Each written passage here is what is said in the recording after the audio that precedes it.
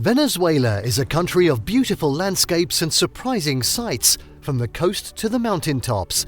Magnificent waterfalls tumble off tabletop mountains, and coastal towns and offshore islands offer pleasant escapes and soft sand beaches.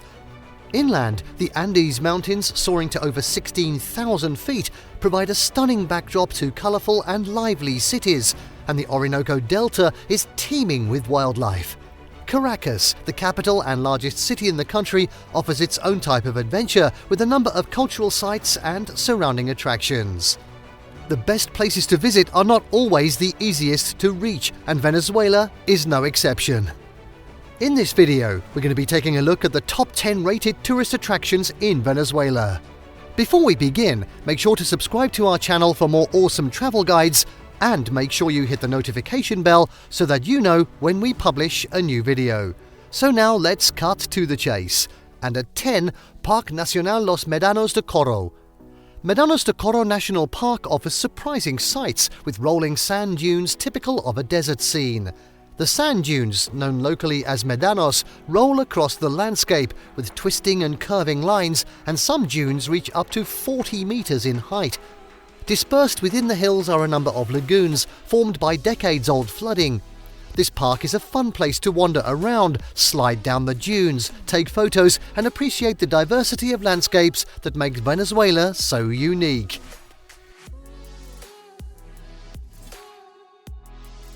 At 9, National Pantheon of Venezuela. The National Pantheon is one of the most important attractions in Caracas. The building was constructed after the 1812 earthquake, when the original church on this site was destroyed. Today, it is the country's most sacred shrine and houses the remains of prominent Venezuelans, including those of Simón Bolívar.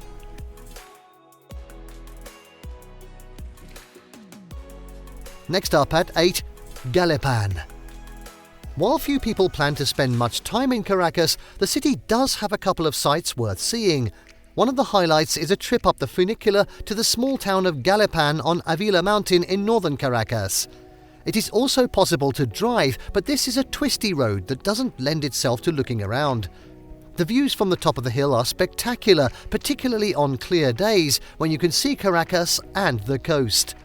At the top are stalls with vendors selling a variety of goods, and a number of decent restaurants offering some tasty treats.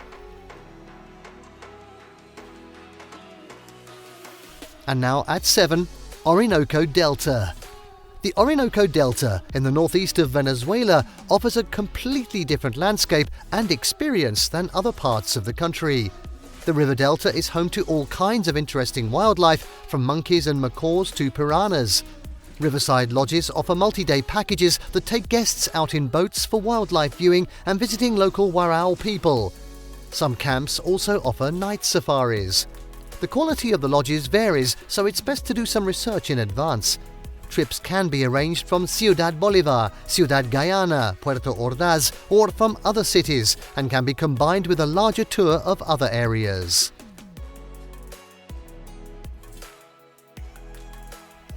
At 6, Roraima. The tabletop mountain of Roraima has an alluring appeal for nature lovers and adventure seekers, with an almost mystical Jack and the Beanstalk type of wonder attached to it. Rising up from the surrounding lowlands, Roraima is an island in the sky that has been intriguing people for centuries. With its bizarre rock formations, waterfalls, and meat-eating plants, no less. This tepui, or tabletop mountain, was even the inspiration for Arthur Conan Doyle's famous novel, The Lost World. Roraima is one of the highest tepuis in Canaima National Park.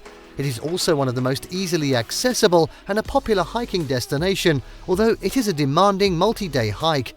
The temperature drops as the elevation rises, and Roraima is often cloudy, misty, or raining, so hikers need to be prepared to face the elements. And now at 5, Canaima National Park and the Gran Sabana. Canaima National Park covers 3 million hectares and is listed as a UNESCO World Heritage Site. It is usually associated with Angel Falls and the area around the town of Canaima, but this is actually only a small area of the vastly diverse park. The park also encompasses the high plateau of La Gran Sabana and includes more than 100 tepuis, tabletop mountains, which rise more than 1,000 meters above the savannas. A trip through the Gran Sabana and Canaima National Park is a unique experience and does not necessarily even need to be combined with a trip to Angel Falls, particularly during the dry season. Highlights in this area are the numerous waterfalls spread across the entire area, particularly in the Gran Sabana near the Brazilian border. Swimming at the base of the waterfalls is one of the highlights and can provide a refreshing escape from the heat of the midday sun during the dry season. At 4. Parque Nacional Morrocoy. Morrocoy National Park, located along the coast about a 2-hour drive west of Caracas, is known for its white sand beaches and coral reefs, which stretch along the mainland and ring the offshore islands and cays. Diving is one of the main activities for those who are looking for more than simply spending a day on the beach.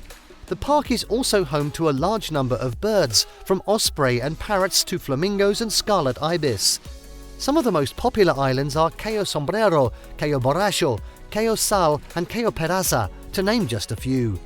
There are 2 main access points, one at Tucacas and the other at Chichirivici, with boat services to the islands available at both of these towns. The park is easily accessible and, as a result, very popular with Venezuelans. It can get extremely busy, particularly around holidays.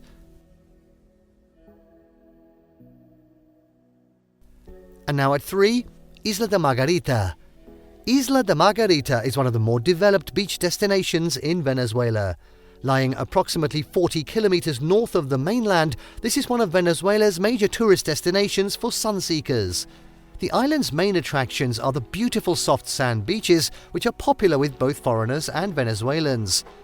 Many charter flights fly directly to Isla Margarita from a variety of international destinations, but it's also possible to take a ferry to the island from Puerto La Cruz on the mainland. The main city on the island is Porlamar, but the numerous beaches are spread around the island, with some of the best on the north and east side. Many of these are developed with hotels or restaurants. Some of the most popular beaches are La Playa El Agua, Playa Puerto Cruz, Playa Guacuco and Playa Manzanillo.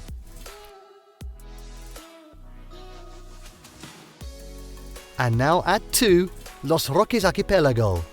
Sun-drenched beaches, turquoise waters, coral reefs and modest development with no high-rise hotels are what draw travellers to this beautiful chain of islands 160 kilometers north of the central coast of Venezuela. Sounds great! The archipelago is Los Roques National Park, but most people refer to the area simply as Los Roques. This is one of the best places to visit in Venezuela.